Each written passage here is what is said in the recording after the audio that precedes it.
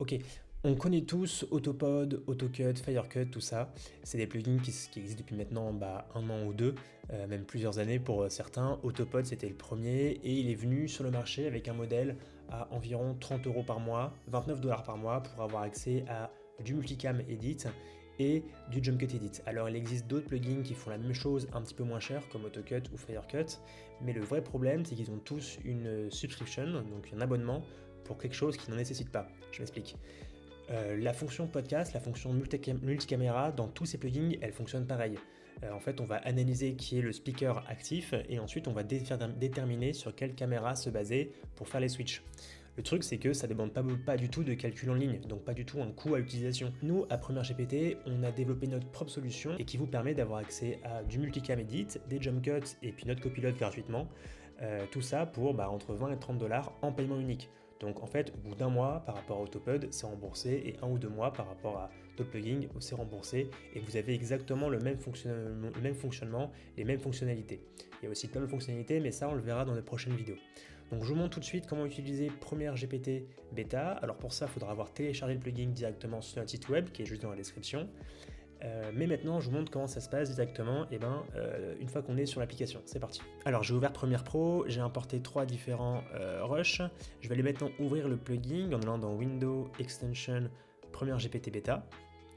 Donc là, directement, il va demander de me renseigner mes identifiants. Tac, donc hop.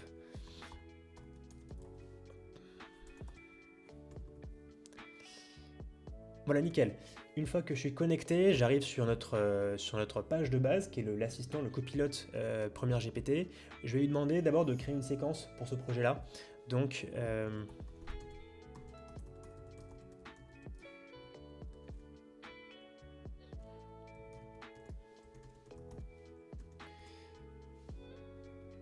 hop, voilà, je demande juste de créer une séquence en 4K 25 fps parce que je sais que mes rushs ont été tournés en 4K 25.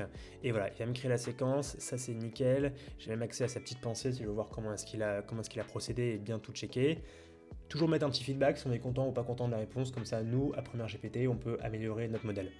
Ensuite, je vais aller dans le panneau podcast ici, juste ici. Alors voilà, pour avoir accès au panneau podcast, il faut bien vérifier qu'on est dans une formule, soit en essai gratuit, soit la formule podcast, soit la formule créateur ou pro. Bref, avoir accès à un abonnement ou alors avoir acheter en fait le pack podcast. Je peux maintenant ouvrir l'onglet podcast en cliquant sur le petit bouton en haut à gauche, podcast. Et là, je vais pouvoir démarrer et préparer ma timeline. Donc pour ça, je vais d'abord importer mes rushs. Donc on a ici une caméra globale, ma seconde caméra et ensuite ma première caméra.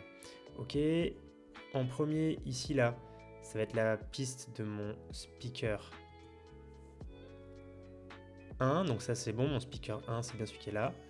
Et ici on aura la piste de mon speaker 2. Alors quand je regarde le mix, c'est important, c'est que quand le speaker 2 parle, son son soit plus lourd que le speaker 1. Et là on voit que c'est le cas, mais pour être sûr, je vais peut-être juste augmenter le mix global de quelques décibels. Voilà, 3,2 décibels, ça fera le job. Ok, maintenant une fois que ma timeline est prête et configurée, je peux passer à la configuration dans le panneau Première GPT. Donc je vais lui renseigner mon nombre de speakers, j'ai 2 speakers, 3 caméras. Voilà, le premier speaker s'appelait Florian, le deuxième speaker s'appelait Claire. Voilà, il a bien détecté qu'on avait un white shot avec les 2 personnes, mais on peut quand même vérifier les speakers ici en ajoutant ou en supprimant certains. Ok, donc moi dans mon cas, le premier c'est Florian. Voilà. Ici on peut ajuster la fréquence des white shots, d'accord. Donc ici je vais lui demander est-ce qu'on est moyennement des plans larges. Le paramètre In Your Cut Less Than, il vous permet en fait de régler peut-être le dynamisme de votre podcast. Donc tous les cuts qu'il y aura en dessous de cette durée-là seront effacés. Donc ça permet d'avoir un petit réglage de dynamisme. Typiquement, sur quelque chose de plutôt posé, on va plutôt le mettre autour de 3-4 secondes. Et si on veut quelque chose d'assez énergétique, quand c'est par exemple, je sais pas, un truc plus court, un format plus court, et on va peut-être partir sur plutôt 1 seconde. Là dans mon cas, je vais partir sur plutôt 3 secondes. Tac. Ok, et delay cut, c'est si on veut retarder les cuts avant la prise de parole de quelqu'un. Ça peut être utile pour ajuster bien les cuts pour que ça fasse au bon moment, ou si on veut un style particulier sur notre podcast. À chaque fois, vous avez une petite infobulle qui vous explique à quoi sert ce paramètre, ok. Et puis en haut, on a une dernière possibilité, c'est le min et max cut time.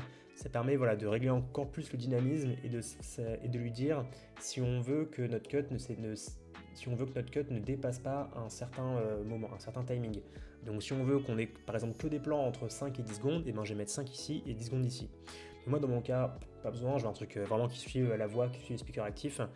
Et j'ai deux possibilités pour la cutting méthode, disable ou standard. Moi je mets le disable. Je peux bien sûr sauvegarder mon preset si je veux ou le supprimer. Et là je fais sur Start Editing, tac. Donc là qu'est-ce qui va se passer? Il va exporter les différentes tracks audio. Donc ça va prendre bien sûr en compte le mix de chaque track, les effets sur chaque track, mais il va l'exporter. Il va ensuite l'analyser pour savoir à chaque moment quel va être le speaker actif. Il va renvoyer tout ça à Premiere en lui demandant de faire du coup les cuts et de basculer d'une caméra à l'autre en fonction des timecodes où le speaker change. Et puis il aura par-dessus ça trouver quelques moments où il y a beaucoup d'échanges pour passer un white shot et puis en plus ajouter quelques white shots supplémentaires en fonction des demandes, en fonction de si on a mis fréquence haute, moyenne ou basse. Voilà, on a du coup un podcast qui est prêt à être exporté et envoyé. Il reste bien sûr la colorimétrie, tout ça, et pour ça je peux demander à Copilot de m'aider. Mais voilà, pour la partie podcast, notre job est fait. Le podcast est prêt à être exporté. Maintenant, on va devoir une autre feature, qui est la feature Jump Cut, qui permet en fait de supprimer les moments de silence. Donc pour ça, tac. Ok, ma séquence est créée. Maintenant, ce que je vais faire, c'est que je vais aller importer n'importe quelle on va mettre celle-ci, n'importe quelle séquence dedans, tac tac tac, mon plan large. Et là, on va prendre un exemple un peu plus court, voilà, sur 10 minutes.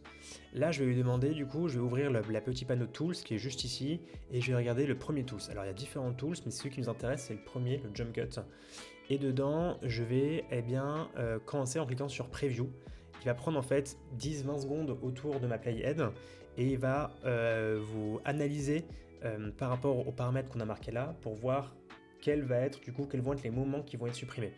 Donc là, je clique sur Preview. Tac, ça prend un peu de temps. Alors, si c'est la première fois que vous le lancez, ça peut prendre 10-20 secondes juste à se lancer. Après, ce sera hyper rapide. Mais au début, le temps de bien tout charger, ça prend 10-20 secondes. Voilà. Ici, voilà, ça a pris un petit peu de temps. Mais par exemple, si je change et je clique sur Preview, c'est instantané. Dès que ça a sorti, c'est instantané. Voilà. Donc là, je vois typiquement, je vais mettre un moment intéressant. Donc ici, sur ma playhead. Et là, on voit bien qu'on a un moment, on va dire, un peu plus de silence après. En tout cas, que je veux supprimer. Donc je clique sur Preview et je vois qu'avec mes paramètres, le moment de silence n'a pas été repéré. Donc je vais venir descendre un petit peu le niveau de décibels pour voir à partir de quand est-ce qu'il va détecter un silence.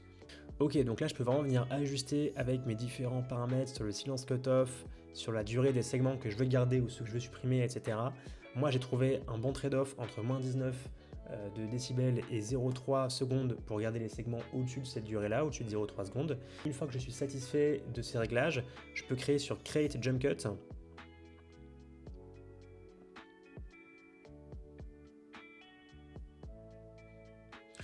Et il va du coup automatiquement venir découper toute ma séquence entre les moments qu'il va garder et les moments qu'il va enlever. C'est hyper rapide, c'est 10 fois plus rapide que Autopod. Il a décelé tous les moments de silence. Je clique sur Delete Disable Clip. Et il va me supprimer tous mes moments de silence. Ok, on a donc fait le tour des fonctionnalités podcast et Jump Cut de Premiere GPT. Vous avez un code promo pour avoir moins 60% sur le package Jump Cut et podcast, alors profitez-en. Et puis bien sûr, le reste du copilote est accessible gratuitement. Vous avez également 3 jours d'essai offerts si vous voulez l'essayer. Et puis bien sûr, n'oubliez pas de vous abonner, de lâcher un like et puis de nous suivre sur les réseaux sociaux. Envoyez-nous un email si vous souhaitez avoir de nouvelles features, pour poser des questions, pour avoir une démo en one-to-one ou pour signaler un bug ou un souci. Voilà, à très bientôt, ciao.